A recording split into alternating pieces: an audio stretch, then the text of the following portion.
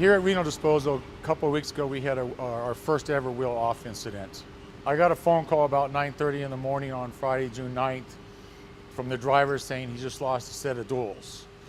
So I questioned him real quick to make sure he was okay and make sure we did no other damage or anybody else's. I headed directly to the site. Once I got to the site, I noticed the wheels off on the right third axle on this roll-off truck. Coming and looking at it, I can see that it had no oil in the hub, overheated the outer bearing. The inside of the brake drum is full of oil, grease, and even the tire, the backside of the tire. These are brake shoes. Those should be dry as a bone. This particular differential holds 5 gallons of oil, and we pulled out 2 gallons out of this when we measured it. We lost 3 gallons of oil prior to failure. This didn't happen in one day. This takes a few days for us to lose this amount of oil in such a slow type of leak. You should have felt a vibration in the back end of the truck. If you're looking in your mirrors, you should have seen the wheel wobble back and forth a little bit before she came out. Oil on the ground where you picked up a box or where you parked the truck overnight. Oil should have leaked out of that rim and onto the ground there. There's some indicators that should have been brought up before the incident happened. Luckily, we were on a customer's property doing about 25 miles an hour. The driver said it felt like he had his truck was coming out of gear. This truck is a standard transmission.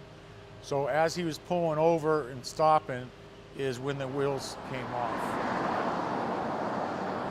Where we were very fortunate was we were about 3 miles from getting on the highway with the loaded box on the truck. I passed the truck and looked in my mirror to get in front of him, and he was gone. Looked in my other mirror, he was laying on his side. I don't want to think about what could have happened. All I want to think about, how do we make sure this does not happen again and do everything we can do possibly to prevent this happening again.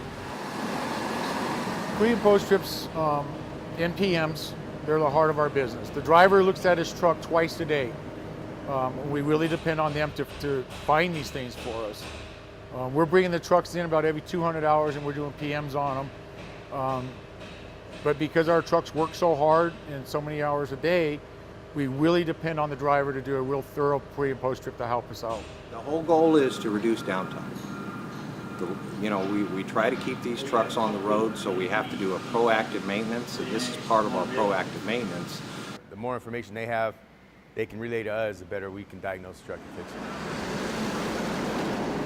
They do their thing and fast and do their paperwork. They want to go home just like anybody else. But just looking these trucks over good and looking at things like the one I got in here right now, you probably could have looked and saw the motor mount was busted and all the bolts are shaved off in the engine. And if they catch stuff like that and before it got really bad, it'd really help us in the shop. I have drivers in here in the morning, hey, my truck was doing this yesterday, it didn't get repaired.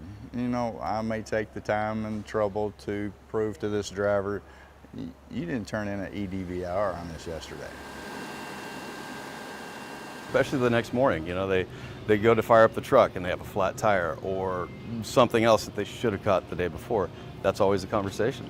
It's like, okay, let's talk about your post trip. We can only say so much as technicians, it's up to the management team and their side to make sure it's getting done. But, we harass them about it and tell them that a post trip helps all of us. So.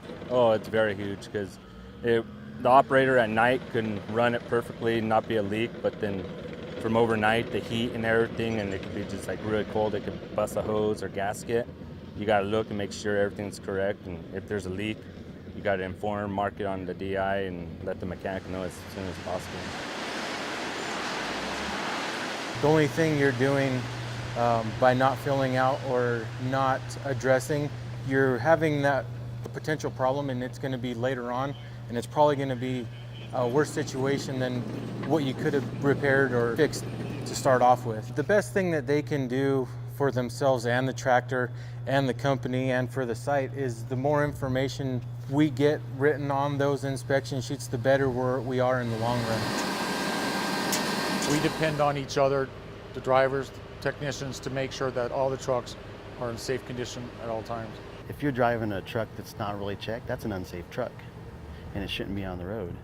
Because if something fails, like a tire, a wheel, something you didn't check, and that could cause a rollover. Not only could it risk your life, it can risk another family's life, another child's life, you know, anybody's life that's on the road with you. We all need to take this very personal. Even though you may not drive that truck, if you see a truck sitting next to your truck, something wrong with it, please report it.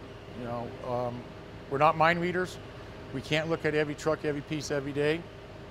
But if you notice something with your truck or even somebody else's truck, just please report it.